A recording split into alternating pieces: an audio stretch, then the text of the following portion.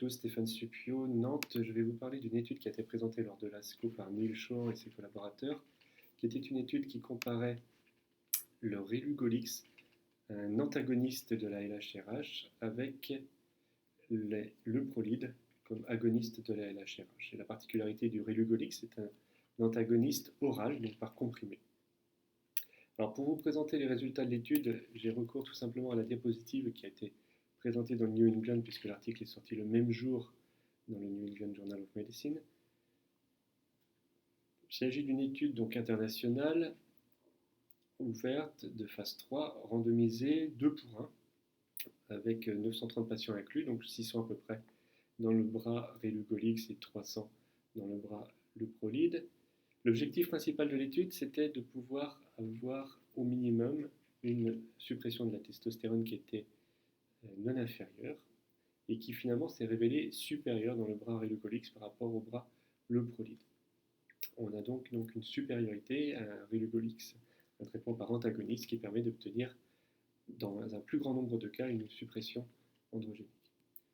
Deuxième objectif, qui était un objectif donc secondaire, c'était la testostéronémie à J4.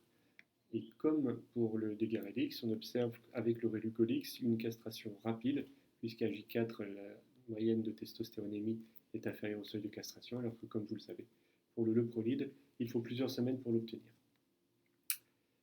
Troisième information intéressante, c'est la facilité à récupérer après l'arrêt du traitement. Et les données qui ont été mesurées ici, c'était donc 3 mois après la fin de l'hormonothérapie. Par relugolix, très rapidement, les patients retrouvent des niveaux de testostéronémie qui sont normaux, alors que comme chacun le sait, le leuprolide met plusieurs mois avant de pouvoir commencer à récupérer une fonction testostéronémie normale. Donc dans cette étude, la conclusion était que le relugolix était supérieur au leuprolide pour ce qui concernait la suppression de la testostérone. Tout ça c'est très intéressant, mais finalement c'est pas très différent du dégarelix que l'on connaît bien en Europe.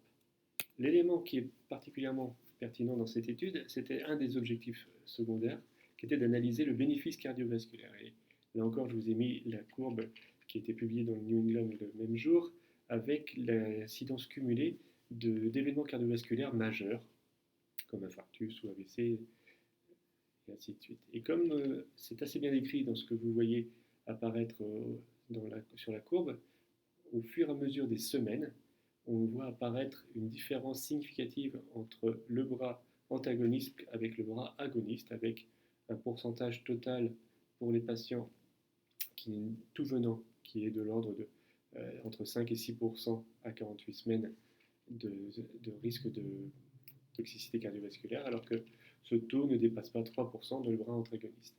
Et ceci est d'autant plus vrai pour les patients qui ont un facteur de risque cardiovasculaire, où la différence est encore plus marquée, encore plus significative, avec des taux d'incidence qui dépassent les 10% dans le bras leuprolide et qui sont inférieurs à 5% dans le bras relugolix. Donc cette étude a vraiment des intérêts majeurs, puisqu'elle démontre que la castration est supérieure avec les antagonistes par rapport aux agonistes, que cette castration est rapide, et puis qu'à l'arrêt du traitement, la testostéronémie remonte, ce qui peut avoir un certain nombre de bénéfices pour les patients qui tolèrent mal la baisse de la testostéronémie. Ceci relance l'intérêt sur le dégarelix, qui, comme vous le savez, est plutôt une forme injectable. Les points d'interrogation de cette forme orale d'antagoniste, c'est bien évidemment de contrôler l'observance des patients. Dans l'étude, il faisait état d'une observance de 99%, mais c'est simplement le fait de ramener les comprimés. Chacun sait que le patient n'est pas toujours fiable et que lorsqu'il s'agit d'un patient qui est traité hors étude avec des effets secondaires, les observances sont nettement moins bonnes, sachant que la tolérance est strictement identique entre les deux traitements. Donc le point d'interrogation principal, c'est que cela relance bien évidemment la question du bénéfice des antagonistes sur les agonistes pour les risques cardiovasculaires. Une étude a été lancée qui s'appelle l'étude Pronounce, qui cherchait à démontrer le bénéfice des antagonistes sur la diminution de ce risque. Elle a été interrompue, mais très clairement, cette étude a intérêt à aller jusqu'au bout pour pouvoir démontrer si oui ou non, véritablement, les antagonistes permettent de réduire le risque de toxicité cardiovasculaire que les agonistes apportent. Voilà. Bonne journée.